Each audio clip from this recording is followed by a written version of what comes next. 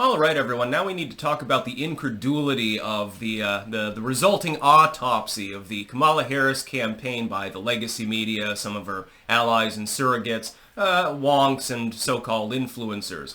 It started off with just rage, like, oh my God, how can America do this? But then it quickly segued into confusion. How could it happen? We were told that Kamala was this great chick, but what a great, strong, empowered candidate. Everything should be fine, right? I mean, she's running against Adolf Hitler, supposedly, so clearly the American people, why would they do this? Why did 45% of Latinos, not Latinx, by the way, male Hispanics, Latinos, we'll use the proper terminology that Latino and Latina individuals predominantly appear to prefer, why would they vote for Trump? He's racist. He's talking about deporting people.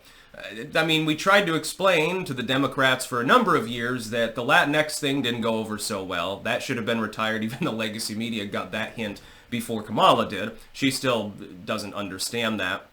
That's number one. And number two, of course, the difference between somebody who's Latino, but they were born in the United States, and somebody who immigrated.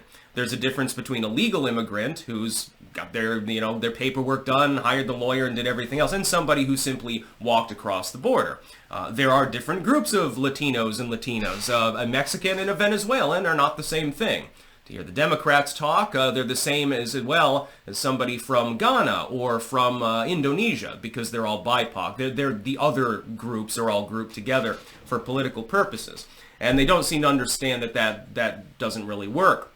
Among female voters, they were expecting a much bigger pickup on that because of the singular issue of abortion, pointing out that a significant proportion of U.S. females do not believe in Ralph Northam third trimester abortions. The Democrats could have used this as a feasible moral issue during the election, except that they were the ones that hyperextended to begin with. Then they had to whirlwind around when Roe v. Wade ended and say, well, you're going to be banned from having an abortion, and for most women in the country, that has not materialized. It's amazing. It became a states' rights issue over the objections of a handful of neocons who, again, like Lindsey Graham, really like to steal defeat from the jaws of victory. Why would Trump win? Partially, it could be the shitty economy. People taking out credit cards to buy groceries. They might look askance to 4 more years of that. They might say, well, I can probably make the debt payments now in order to buy my SpaghettiOs, but, if I have to do this for 4 more years, my SpaghettiO fund eventually is going to run dry. I'm going to hit that debt limit where I can no longer make my payments and get fucked in the ass. Most people don't want to do that. And then you've got foreign policy. There was no major foreign policy success under the Biden administration, of which Kamala was part of. People do notice that. There were several major disastrous foreign policy failures, notably the withdrawal from Afghanistan. Then there's the most glaring reason why Kamala lost. She never actually formulated a platform. And when she did attempt to flesh out a few planks, oftentimes she either stole the idea from Trump because it was particularly popular, or it was well off into far left field. And then I see additional layer of confusion from the more left-leaning pundit crowd. They're saying, well, the reason why Kamala lost is she didn't lurch off leftward. She tried to be a moderate. Where was the moderation in what she was saying while campaigning? I didn't see a whole lot of it. No, I saw plenty of far leftism. It's just that when you're to the left of Bernie Sanders, you start to regard somebody like Kamala Harris as being center-right. And the left doesn't understand. They have even less understanding than the neolibs. The neolibs are focusing on, well, maybe we need to drop some of this id poll because it didn't work. Maybe we need to stop engaging in all of the stupidity that Biden engaged in, and running on that and saying you wouldn't do anything different was a bad idea. The left is even more confused. At least the neoliberals, some of them appear to understand kind of what went on during the election. The left is convinced that if you took Bernie Sanders and had him read the Red Manifesto a couple more times, that he'd be the perfect presidential candidate. But you speak for a tiny minority of the population. They're always up in arms about this. The Democrats just need to go left. The left-wing policies are popular. No, individual policies can be situationally popular, assuming that you're capable of actually delivering on them, which the Democrats have never done. But when you lump them all together, what you end up with is communism light, and that has been soundly rejected.